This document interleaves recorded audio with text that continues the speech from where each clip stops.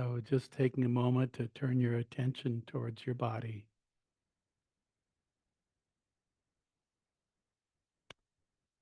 Just feeling into the body. This sitting here, whether you're on a chair or a bench or a pillow.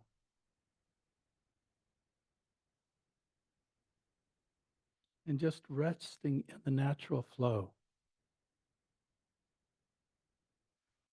The breath moves, the body moves.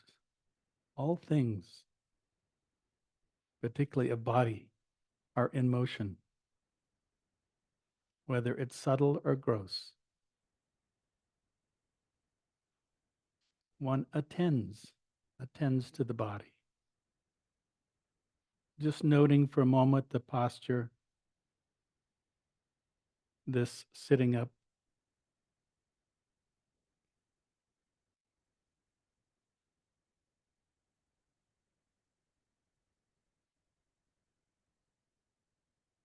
and then bringing a sense of ease and relaxation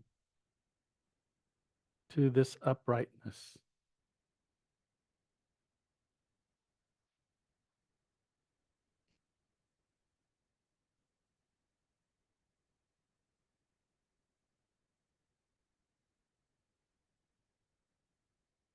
The nature of this practice is exploring this paradox called stillness,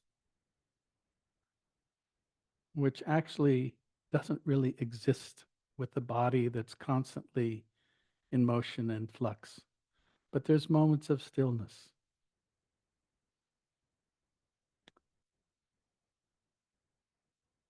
And they can inform us of the enormity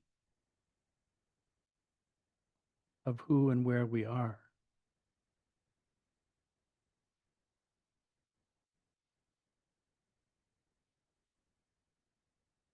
The breath is breathing you.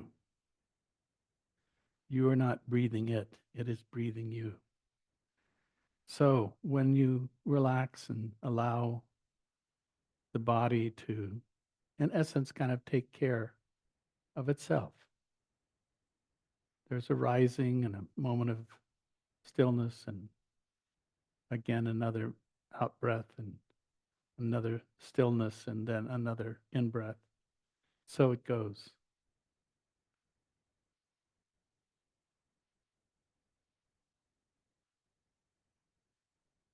And if it feels okay, just simply note the rising and falling and the stillness within the breath, then that's good enough. If you find that the body needs a little more attention, so this kind of a like a little wider angle, then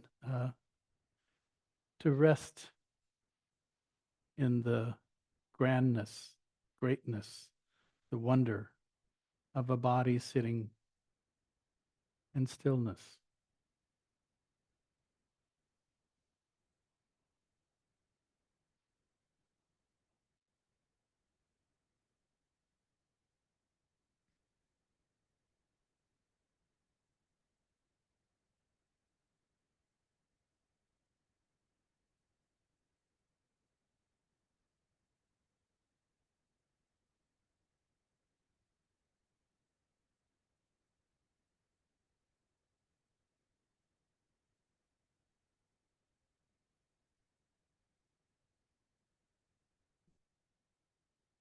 When the mind is overly busy, sometimes it's helpful just to count the breaths.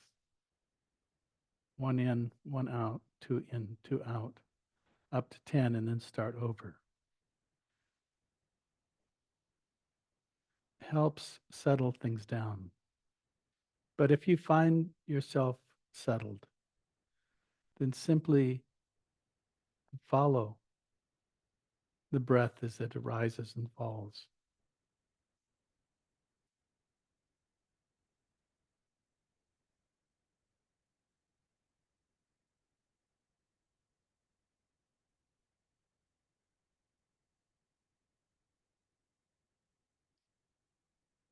There's also the practice of noting with awareness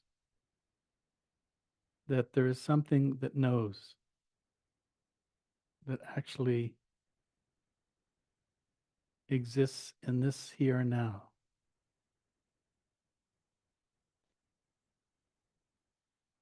And that awareness can be quite limited, just to the smallest point of the breath, or it can be quite grand, holding not only yourself, but this whole room. There's no right or wrong practice. There is just staying in your seat.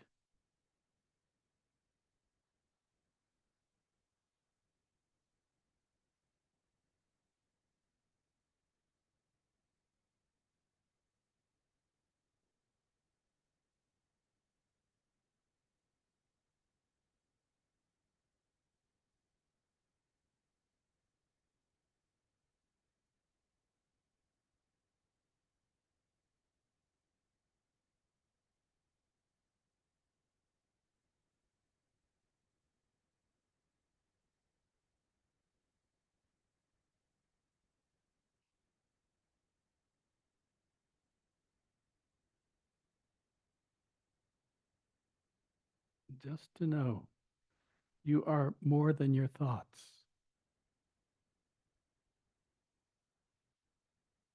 There is the knowing of it, and there's also the releasing of it. So our practice is more the releasing of a thought or an image or a plan or a fantasy or a vision or whatever arises is just held in a large sphere.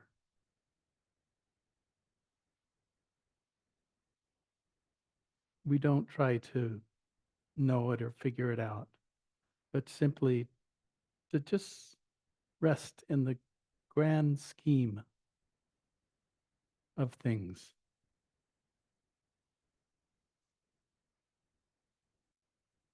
So the practice may be very minute in the sense of maybe a little hair in the nose or just the breath as it moves through the nostrils. Or it can be a vast openness that is holding the body as the centerpiece, but also the room as part of that infinite awareness.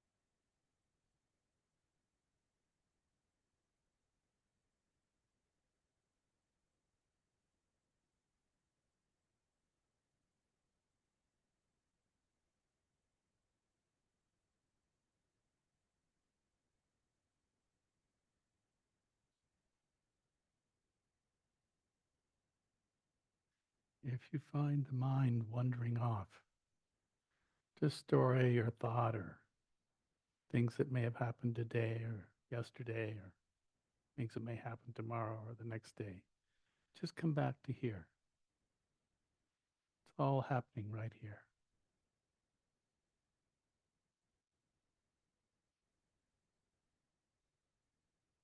No past, no future, just here.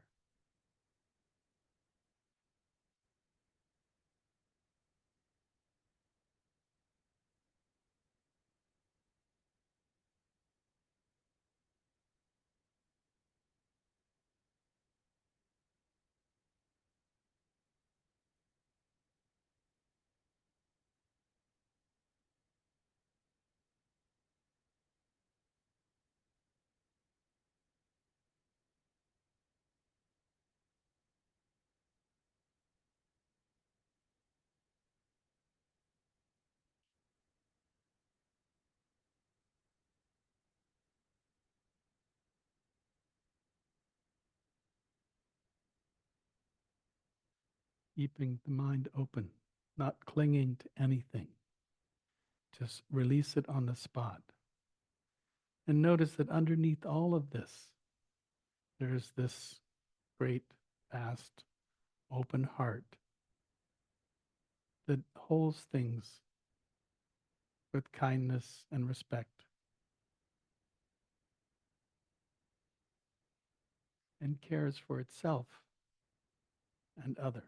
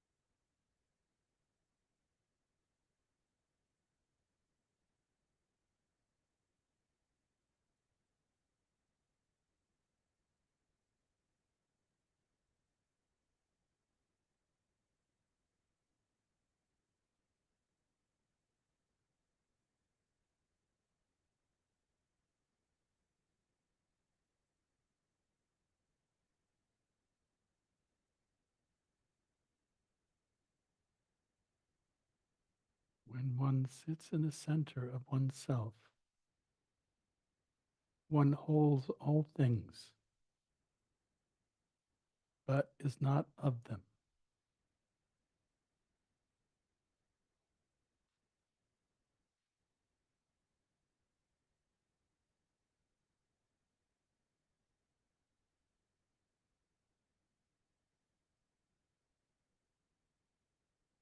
Like a great bird with its wings outstretched, all comes and informs, but nothing sticks, comes, is known, and just passes through.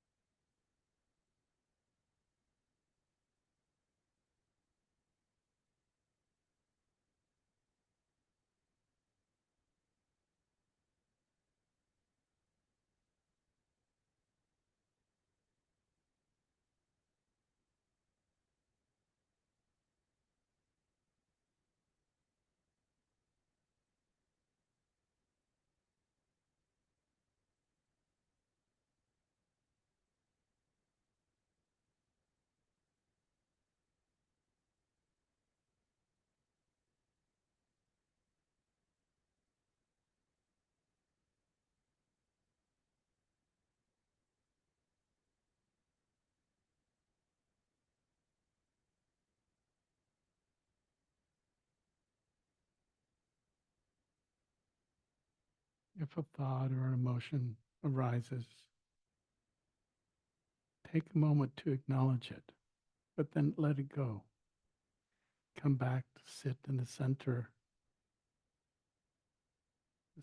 of this world that you inhabit.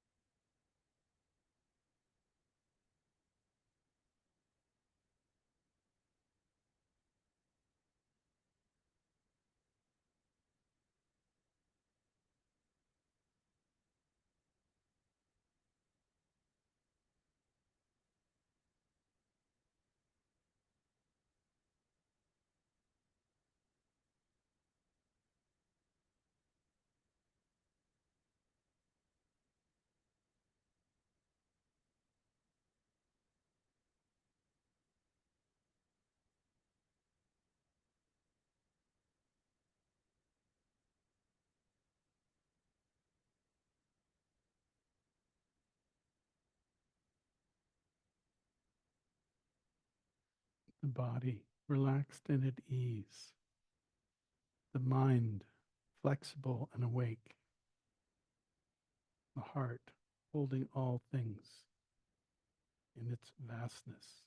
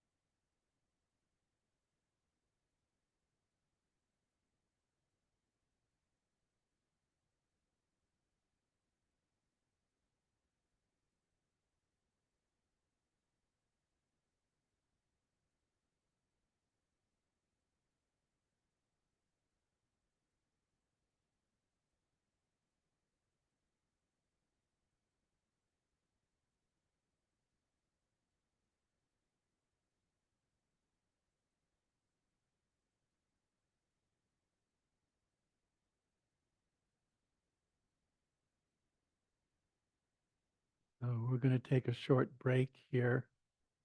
So, here you are, aren't you? Are you someplace else? It's easy to be someplace else. But really, what we're doing here is staying right here. No place better to be. So I thought I'd start with one of my poems here, which goes a little bit with what we're doing, but maybe not. But maybe it will be. At home, correcting ourselves over and over, some deep down longing, straightening posture over and over, reestablishing, developing this fearless openness, knowing no place better to cultivate this sanity, determined to stay in the center of one's own seat. The posture can be lost so easily. Darkness creep under our wandering thoughts, coveting the smallest little sparkle, dragging us hundreds of miles from here. How to avoid this seduction? Stories seem more real than this place I sit. How to overcome the sharp edge of that withered leaf of the past or conjured up perfect future. Sometimes simplicity, the foundation of our own loveliness, living so close to the feeling of ease, the fire of your own voice, singing praise to all awakenings, at home, bowing to our own darkness, sitting by this fire of becoming. So I wanted to start with that just simply because I thought it was a good idea. And actually, it's funny. A lot of times I don't like my own poems, but sometimes they're not so bad. And and so I wanted to start with that, and then I really wanted to tonight, if you read the perspective or whatever about luminosity, which is a fabulous word, you know, the luminous, and in so many ways, this sitting, uh, that luminosity is there all the time. But we can actually put our attention and realize that, oh, that luminosity is who we are and what actually is. But it's easy to, we're so, in this culture, we're so self-critical, self-judging. We are hard on ourselves. And yet we are these luminous beings that have appeared from where? Nowhere. And that we will actually return to nowhere, you know? So we have this little bit of time that we can actually experience the wonder of being here. It's amazing, a simple thing like the breath. The breath, all beings uh, experience breath. But there it is. And most people, it's not part of their conscious awareness. It's simply something that's in the background. And part of our practice here it has to do, one of my focuses is foreground and background. And so we bring the breath into the foreground and we let all that garbage in the background, tap, tap, tap, tap, tap, judgments and criticisms and wishes and desires and fears and expectations, all that stuff. Put it in the background, keep it really simple. Keep what's available. And available is always the breath, by the way. That's the one beautiful thing about choosing that as what is it? I was going to say a marker, but it's not even a marker. It's really just, there is a sense of peace and ease when we give ourselves permission to note it and have it as a not just the background, but uh, somewhat in the foreground with the breath. So there's a actual acknowledgement that peace and ease is available to you. I always like this is from Dangpo Tashi Namgil, and it's just 5 ways of looking: open like the sky, pervasive like the earth, unshakable like a mountain, shining like a flame, lucid like a crystal. Pretty good, huh? You know, we spend so much time, this is the thing about our culture, is that from very young, we're taught that somehow if we can judge the world, then we can kind of survive in it. And yet the judgment itself creates its own problem, you know. And sometimes you can say, oh, just it is a kind of darkness, because it's also saying it's never good enough. There's something that needs to be known. Um, and so we're going to seek it on some level, but so much so that we don't actually acknowledge what is happening right here, right now. You know, I think ultimately, this practice of simplicity and sitting quietly is really about love, you know, that we can actually begin to, instead of being judgmental and critical and hyper vigilant about it all. And I know, I grew up in a world that was, I was sent to boarding school when I was 5.5 in Switzerland. And um, I really learned how to not trust myself and to, you know, be hyper vigilant, not just vigilant, but hyper vigilant. So, and it took me years, and thank goodness for this practice because it kind of took the wind out of my sails, and I actually began to.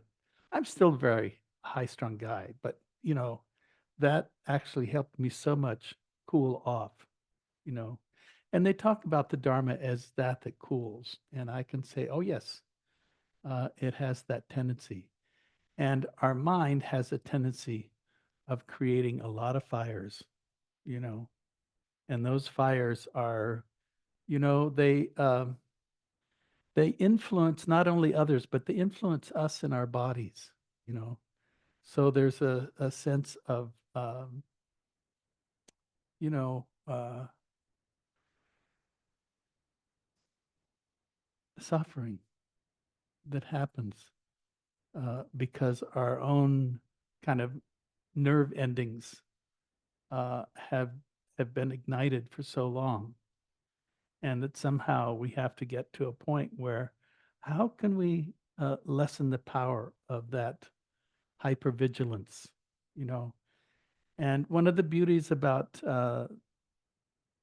people that come to these practices, a lot of them have been wounded in different ways and then have created strategies to deal with it. And one of those strategies is just this, in a sense, hypertension in the sense of, uh, you know, not enough, uh, or always looking for that thing that'll fix it. And so it creates this restless seeker, you know.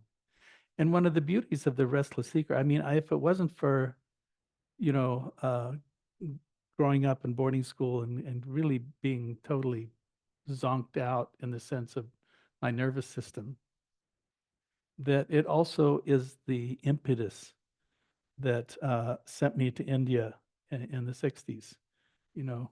And there weren't so many of us there at that time. It's an unusual time. But most everybody was carrying something of their past. And I think, in our culture, this is what we have. We're all carrying something from the past, and that somehow we're trying to come to some kind of resolve with that. And, this practice, I can testify, it is quite miraculous in the sense that it can, maybe it can't fix it, but it can release it or relieve it. And so it's not like you're going to get rid of your past, because that's not the idea. The idea is that you're not bothered by your past. And that's really, to me, the art here, is that you're no longer bothered by your past. And it's not influencing who you are and where you are and what you're doing now. Because a lot of times we take that woundingness and we carry it into our present world. It doesn't do anybody any good, by the way. It just adds more to the complexity of the world we live in. And sometimes, and so much of it is based on fear. You know that we walk around in this hypervigilant state of being afraid. You know, and here you have a practice, and it's so simple. Just sit down, shut up, and watch the simplest thing that happens in your biological system, your breath. And that you can take that and realize that it also has all that simplicity has all the undoing of the complexity. So to me, there is definitely, I use the word luminosity, which is, it's a big word, it's really big. And, and yet it is kind of, it is our nature to be able to recognize this luminous experience and being that you're walking around in, you know. So it's not something that you can, you know, in some ways nobody's going to show you this. You're going to have to learn for yourself. And maybe what these practices do is they give you the space to begin to notice that this luminosity is not something that it doesn't come from the outside. It comes from your own heart and from somewhat a clear mind and an understanding of the body. you know so it's really those are that's the criteria of it. And I like the word clearing, in some sense, because we come to this practice and usually there is, first of all, there is all this confusion of past history that we carry with us. And in some ways, you are a product of your past. You're also more than your past. And so, in a way, put more attention, not so much on the past and what it is and what it's like, but really more on this, we could say, this luminosity of being that is, in essence, your birthright. They use the language of Buddha nature. What's Buddha nature? Oh, all beings have Buddha nature. Okay, cool. But what's that mean? You know, it actually is saying that you have the capacity to be someone free and luminous in your simplest, most unpretentious nature, you know. And that's something that you all carry with you all the time. And yes, I know you have your you know uh, self. We're hard on each other. and hard on ourselves, of this judging ourselves to be a certain way. And, and you all have different means of expressing yourself. But one thing I know about everybody in this room is you come here to seek, you come here to steady, and you come here to open your heart, you know? And if someone has something else they're doing here, well, interesting. I don't know, you know. But I think, I've spent so many years, first of all, just dealing with my past in the sense that, you know, growing up, I was kind of messed up, you know, and in the '60s, uh, going to the Haight Ashbury and kind of ingesting all this stuff that was illegal, uh, and but there was a part of it. It was the seeker was trying to find some way to come to some resolve of my past, and that maybe opened the door. It didn't do it. It opened the door, and I'm grateful for that. And I hope I didn't harm anybody in the meantime, But I did distribute a lot of Owsley's uh, medicine, and because I believed in it, I believed that somehow, if you could get to a place where you could let go of the past and see into the luminosity of the present, then that was enough, you know. The only thing was the catch 22 was didn't last very long. And then you came back the same old, same old. Who's he? Oh no, I don't think I want to know him. And then, and then, you know, I think I had to do it by being pretty rough, going overland to India. And in those years, you could. And that was one tough trip, the amount of dysentery and the all this, the road was not an easy place. And yet, at the same time, it was that helped me unwind. And then when I finally got to India and I got to really, I lived in Nepal for about a year and a half, and I met some fabulous teachers. Um, but I realized that for me, this was a journey of letting go. I had to let go of what was, and that there was something new for me, uh, somebody new to be in some ways. And I wish to say that, I sought enlightenment. Yes. No. The only problem is that, there is moments that really changes, but it's really comes back to the very fundamentals and the basics of a in the sense of understanding ethics, of being disciplined in our approach to things, and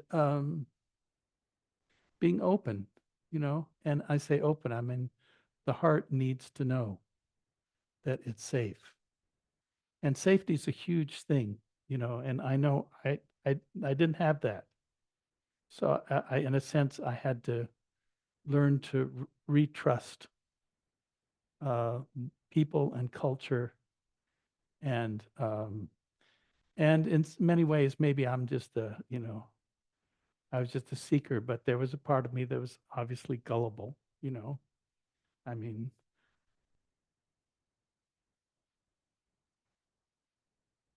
I lived with Rajneesh. I just saw that, what was it called? Wild Wild Country. And, oh my God. And I knew Sheila quite well. So there's a lot of, and it's, a whole life of, of seeking that didn't always turn out, but, I understood that we have to, on some level. You're all seekers. You're all looking for something. you know, you're here because of that. And at the same time, I got a little thing to say to you. There's nothing to seek. You know, seeking in itself is a problem because it means that somehow here and now is not enough. And so, in some way, we have to use it as a means to get to a place where we have to let go of it, you know. And if we let go of the seeker, then we're just, you know, imperfect beings being here. And if that's okay. And from this point of view, yeah, it's okay, you know. No, it isn't the Big Bang theory. This is the little bang theory. You know, you're going to get a little taste as you go along, as you begin to free yourself from, um, you know, this uh, identity and this self, you know, I was going to say self-realization, but that's true. But it's also that, you know, there is this, you could say, one of the lines in the Buddha is that is untangling the tangles, you know. So we're in the process of untangling our tangles.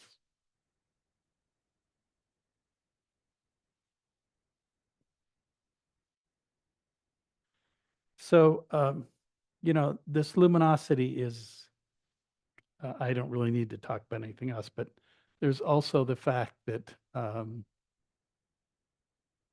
because it exists, there's also the fact that um, we don't see it or we can't see it or we don't allow ourselves to see it. And it's not like it doesn't inflate a person. It actually does the opposite. It's like you see the enormity. It's like right now, you know, here you are sitting with all these people, and there is this incredible truth that there's an energetic reality here that is due to you and your intentions. And the fact that when we bring all those intentions together, there is a quality that can untangle the tangles, can undo some of the complexity of the past and bring us more into the luminous, that you know,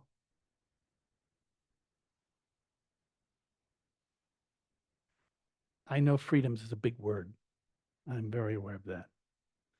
But at the same time, it is your birthright, you know, to be free, free of the past, free of your identity, you know, um, free of your stories, free of all the loves you've lost and all the loves you've gained, you know.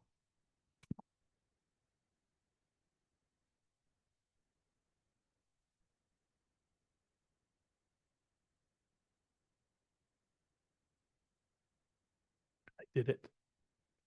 I got it back. So, you know, I mean, this truth is that you've all lost, you know. And so that's sort of the backdrop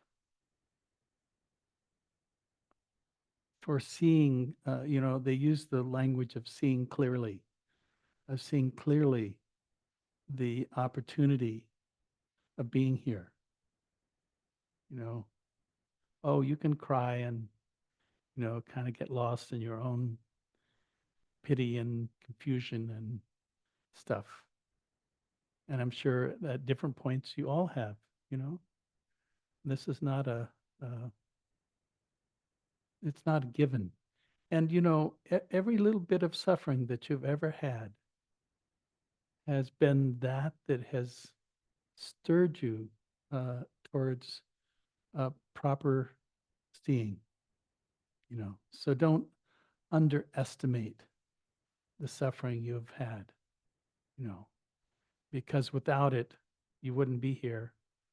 You would be maybe at the bar or something, and hanging out, Uh, but because of it, you're here. And that, so you have to, in a sense, be grateful for what the past has been. It is that teaches. And, once you're here, uh, let's see if that's right. I wanted to talk a little bit about that.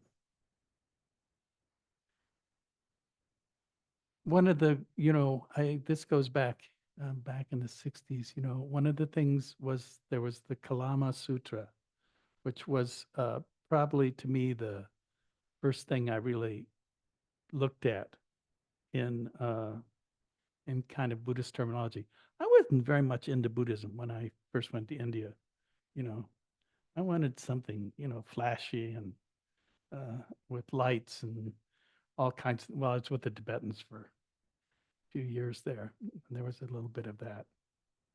But getting to this practice is like, oh my God, this is plain Jane. You just have to shut up and sit down and, you know, watch your breath and shut up, you know, and get over your thinking, Oh, okay, But the Kalama Sutta, but it's very interesting because it was really, I'll read a section of it here. Don't go by reports, by legends, by tradition, by scriptures, by logical conjectures, by inference, by analogies, by agreement through pondering views, by probability or by thought. This this contemplative is our teacher. When you know for yourself that these qualities are unskillful, these qualities are blameworthy, these qualities are criticized by the wise, these qualities, when adapted and carried out, lead to harm and to suffering, then you should abandon them. When you know for yourself that these qualities are skillful, these qualities are blameless, these qualities are praised by the wise, those qualities, when adapted and carried out, lead to the welfare and to the happiness, then you should enter and remain in them. Isn't that pretty simple? Don't get in trouble. Don't cause yourself trouble. But it's really that thing that, you know, always looking somewhere else. And this is really, the Kalama Sutta is really what it was that the reason the Buddha gave this talk was that it was a village that had a lot of teachers that came through. And they had a lot of different, I think it's called opinions and views and judgments about things. And then the Buddha came and he just kind of nixed it all, and said, no, just trust yourself. And you don't need to, go chasing uh, after things. You have to really just look at what is it that, and the thing is wonderful about this is that you know what's wrong, you know what's right. That's all, you know. And so you simply make the, resolve that I will follow what's good and steady and true for me, and that others may they do what they do, you know. But as far as I'm concerned, I do no harm, and you know, that's good enough, you know. And I think in some ways, this is one piece of it, is do no harm. Another piece is that, you know, we are community. We have, human beings that have a lot of different opinions and views about things, and that we can actually support each other. This word sangha, is based on the fact that, we care for those who care for themselves.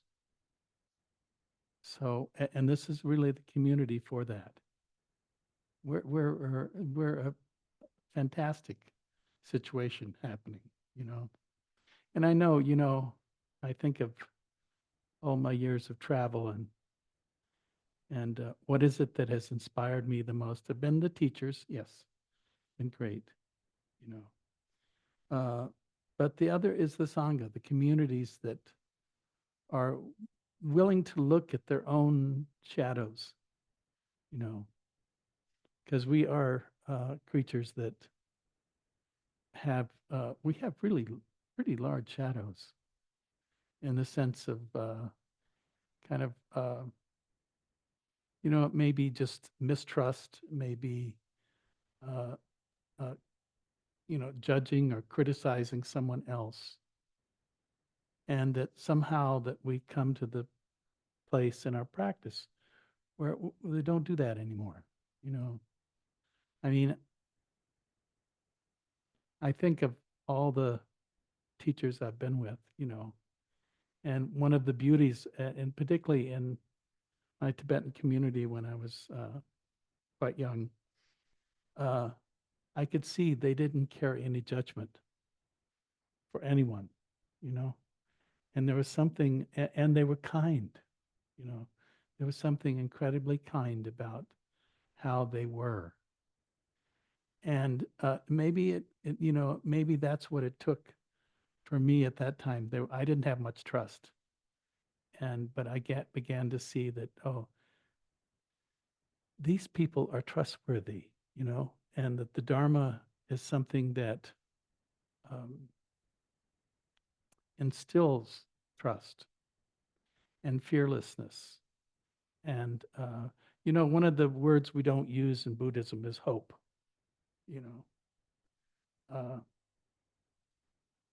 and I think you can understand why. It's just, I hope, instead of like, no, I'm going to do it this way, and this is how it's going to be for me. And if I hold to that, then I can love the world. And if the world doesn't love me back, that's okay. You know, uh, because I know that the trees, and I was driving down from Bend, Oregon Friday, and where was I? I was at Klamath Lake, and there was this big bald-headed eagle sitting there, and it was like I had to stop and just, amaze myself at this creature. I remember it was in Jackson Hole, Wyoming, where this one was fairly small compared to the one in Jackson, it must have had a 4.5 foot wingspan, just a magnificent creature. And that just that alone can sometimes inspire you. You know, a tree. A tree is a fantastic thing, you know, and it carries so much. I had to have some trees cut at my property, sadly, because it just for what fire wise, but I'm not so sure that anyway. That's what happens, and but they are magnificent, and so many times I know when I've had problems, I've gone and hugged a tree, and it can uh, it can hold my sadness and sometimes my fear or my desire or uh, my fantasy, whatever it may be. It'll hold it without judging. And sometimes that's all we need to kind of come back into balance with the world and ourselves. And nature's like that. It doesn't, it just is. And so it's a kind of a marvelous, uh, what is it? It is a reflection on our human nature, So let's see here. I don't want to. What else did I have? Oops. Lose everything I have.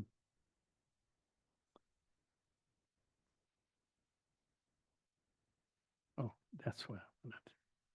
And then maybe I'll take a question or two, And I think we have a question to that. One of my favorite. This is from David Budbill, and one of my old favorite poems called Bugs in a Bowl. Han Shan, that great, crazy, wonder-filled Chinese poet of 1,000 years ago, said, "We're just like bugs in a bowl, all day going around, never leaving their bowl." I say, that's right. Every day, climbing up the steep sides, sliding back, over and over again, around and around, up and back down. Sit at the bottom of the bowl, head in your hands, cry, moan, feel sorry for yourself. Or look around, see your fellow bugs. Walk around and say, "Hey, how you doing?" Say, "Nice bowl."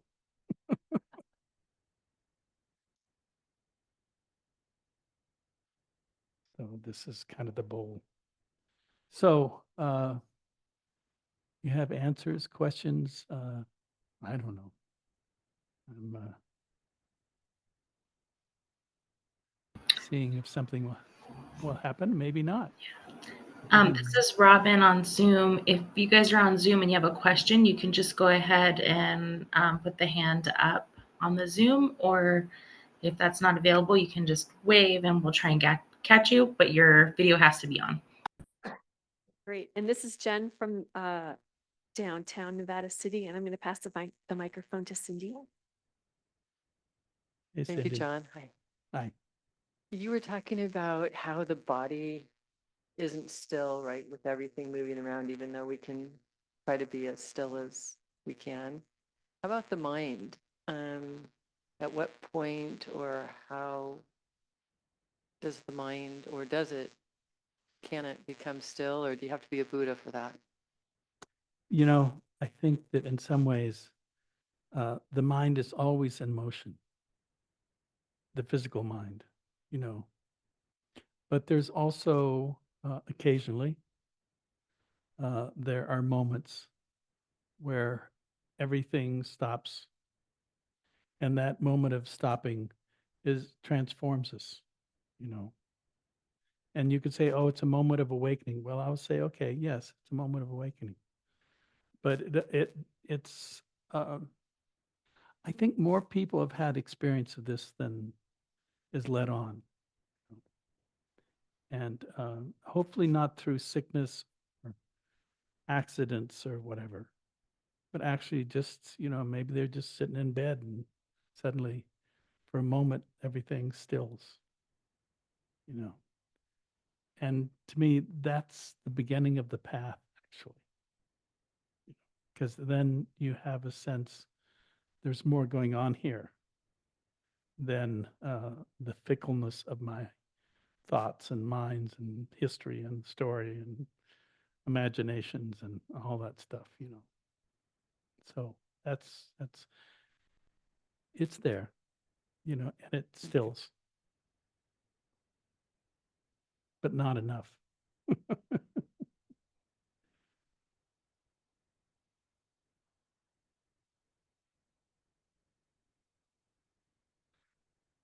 Douglas.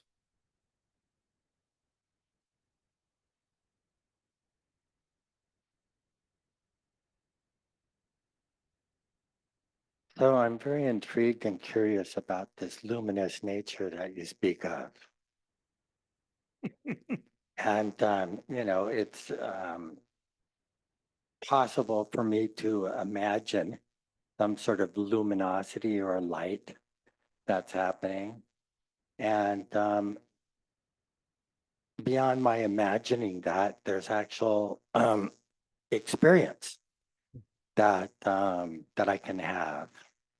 And when you speak of this luminosity, if you were to take, those types of light switches that have a little dial on them, and it can be very low, Mhm. or if you can turn it, it gets higher and higher. What degree of luminosity can we experience? Full. We Full can experience brilliance. that full. Yes. There's no reason not to. And okay, it may only, this is the thing about luminosity. It's only a moment, but it changes everything, right? Because you've seen that it's sort of like here's this very complex world we live in. And it's all the play of light and dark. And suddenly, boom, it's just light. Maybe it's just for a fraction of a second, which usually it only is. But that informs us about what this is all made of. And that is huge, because we walk around, in the complexity of the dark and the light. And this is saying, oh, just the moment, there's a moment of full luminosity. And that luminosity then influences how we see and what we think and what we believe, because um, it's interesting because, I mean, this is kind of thought here that we could say, oh, that luminosity is something. And from a Buddhist perspective, it's not anything. It's just, it happens and that's it. We don't attach, oh, it's, you know, God, it's, some big name, some huge thing, I like the word the big, you know, just the big, but it's something that's not, it's something that exists. It's something we can experience. And as long as we don't put a name on it, as soon as we put a name on it, we have actually diminished it on some level. So I don't know how else to talk about it, except that it's available to all of us. And, it could be that maybe it's just in the world of dreams, or maybe it's in the world of, and one of the beauties of this practice is one of my friends talked about it. He's a great, great teacher and said, oh, sitting is just being accident prone, just accident prone. You're, you know, lightning in a clear blue sky. Why not? But, you know, what do you do? You can walk around and it may happen to you, but it's more likely it's going to happen around this, by the way. And I'm here to tell you that. Thanks, John. You're very welcome. It's good to see you, Douglas.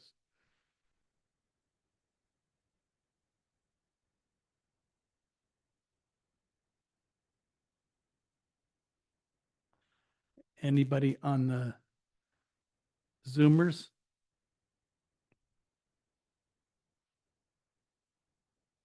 After this, you'll only get me on Zoom. From the meditation hall. I'm leaving for Thailand in just a short while. And I really enjoyed your talk. Um, I was thinking, I don't know what part you're talking about, but then I was thinking and while I was listening, well, I wonder what I'll do when I wake up. And then I thought to myself, well, that's really funny because it's all about not doing, so you'll probably do less. Um, and then I also wanted to kind of converse with you about, you had said something about being maybe clear-minded and then back to yourself. I can't remember how you put it. And that back to myself that keeps happening. where I just start chattering and it's this whole other identity that I really am just watching, and I'm just sitting there going, wow, this is so annoying. And I know that I'm not supposed to be doing that. And then eventually I will start to relax and be like, well, you can't do anything about it. It's just going to keep doing this, split personality thing or whatever. But yeah, I guess it gets less over time. Well, I think I was just a little bit explicit here, and this is my analogy using foreground and background. Is that, the chatter goes on all the time. You guys chatter. Oh my God. If I could read your mind, I would know, but I don't want to say anything. But, the thing is that you're chattering all the time. But if you can kind of bring in, I'm going to try this, bring the non-judgment, the luminosity, the good heart to the front and have this in the background. So it's not so powerful, Mm. it's just like back there trying to adjust to whatever is going on. That's all it's trying to do. It's trying to adjust to whatever's going on. And, you're more than that. Also, it reminded me when you were talking about it, how Eckhart Tolle says that the more you're sitting or the more you're trying to relax enough to have those moments, the pain body starts to act up even more. And that has been my experience. Good. Yes, that's right. You know, Thank you so much. we are trying to get over ourselves anyway. And we carry quite a burden, believing. And it takes time. This is not instant. Unfortunately, I wish, I remember I was with this one teacher in India, and he used to go around with a peacock feather. And he had this incredible power. And he would hit a person on the head with a peacock feather, and they'd bounce up and down. It's like, whoa, you know? And, but we don't do that. You don't get to bounce up and down. No, you might, but if you do, it has nothing to do with me or a peacock feather.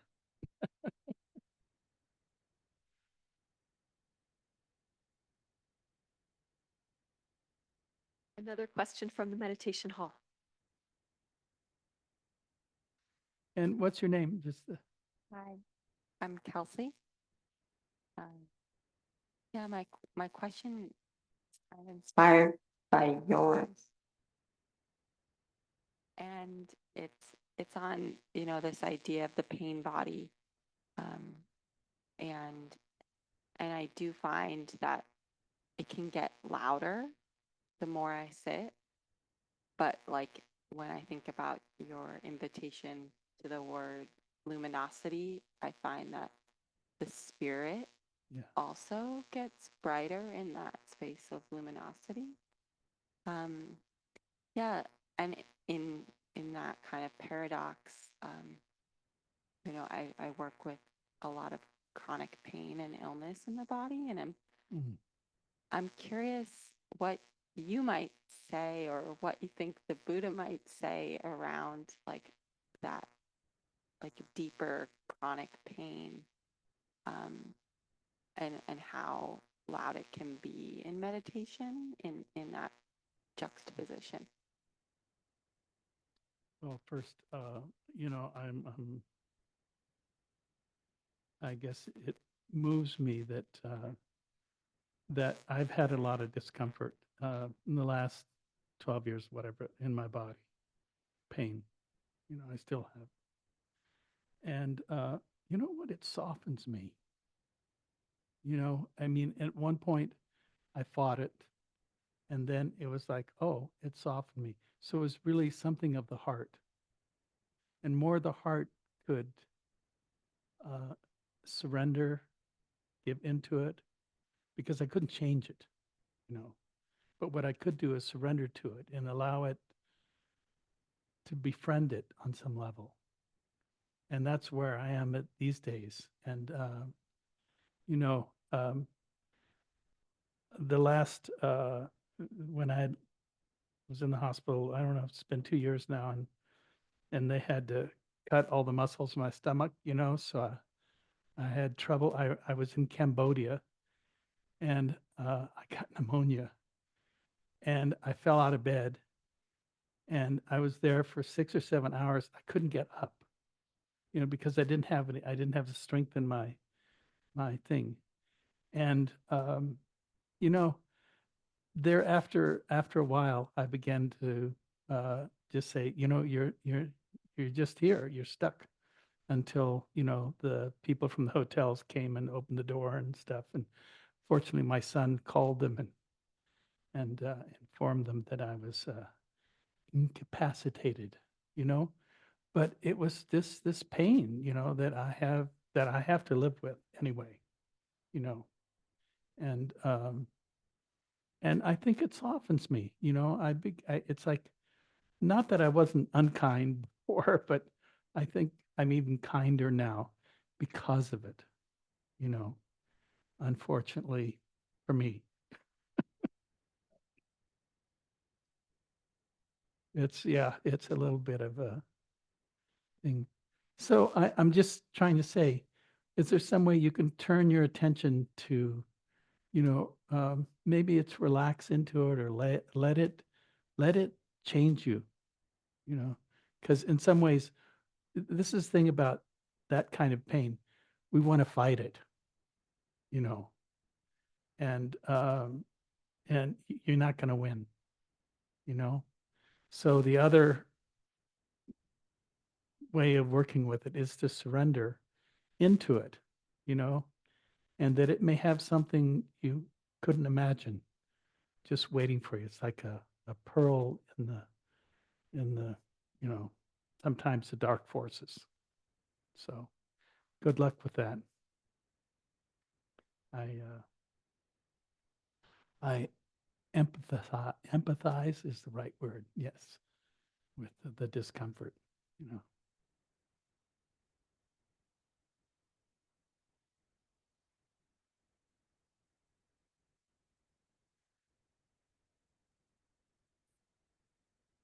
How are we doing? I don't even know where we are. Oh, we're there.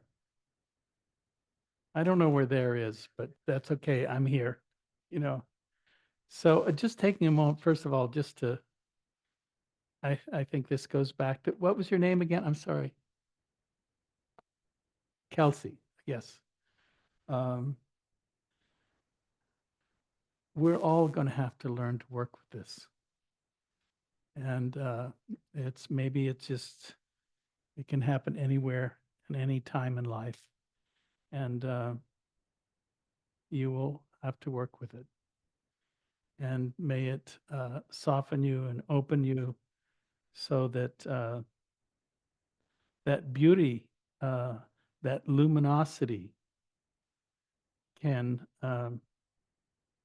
become your friend and expose the marvelousness of this world and universe that you're in for this short period of time.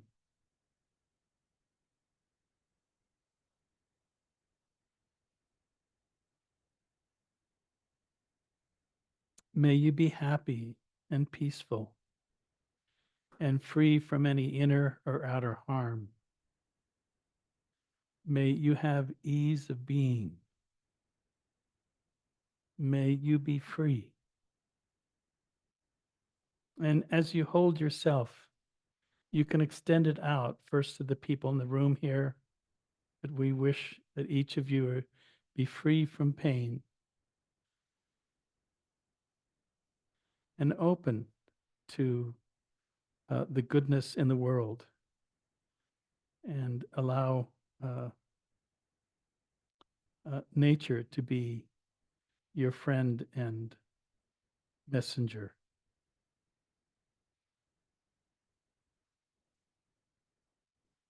And out to beings everywhere, that everybody in Nevada City and Grass Valley and in the area and around us, that they may be free from difficulty, from discomfort, and may kind of feel their own love for their benefit and the benefit of others. May we all live in peace and have ease as a means of expression.